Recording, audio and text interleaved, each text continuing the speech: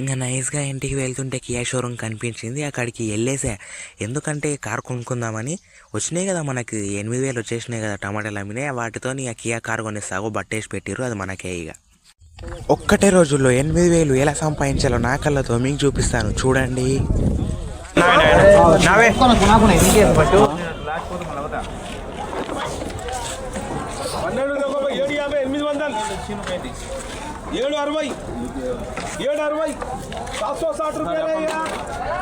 మనం కష్టపడి పండించిన పంటని కష్టపడి మార్కెట్కి తీసుకెళ్తే ఇంత అని చెప్పి రేటు వాళ్ళే కట్టి ఓ చిట్టి మన చేతిలో పెడతారనమాట.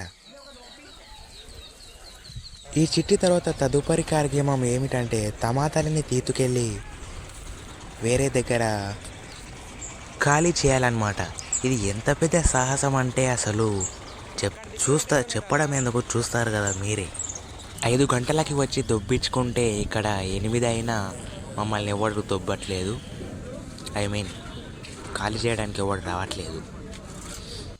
ఈలోపు మనం నైస్గా అలా అలా మార్కెట్ అంతా తిరిగేసి ఏవి దొరికితే వాటిని నమిలేద్దాం. కీరకాయలు అట్లాంటివి ఉంటాయి కదా.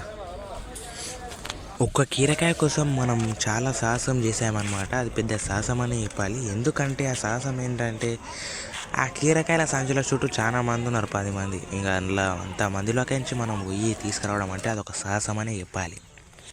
మనం కీరకాయని మేసేలోపు ఈ టమాటాలన్నీ ఖాళీ అయిపోయాయి అన్నమాట.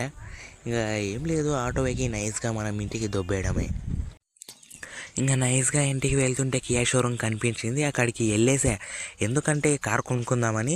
వచ్చినాయి కదా మనకి 8,000 వచ్చేసినాయి కదా టమాటాలు అమ్మినాయి. వాటితో ఇక కియా కారు కొనేసాగు బట్టేసి పెట్టిర్రు. అది మనకే ఇక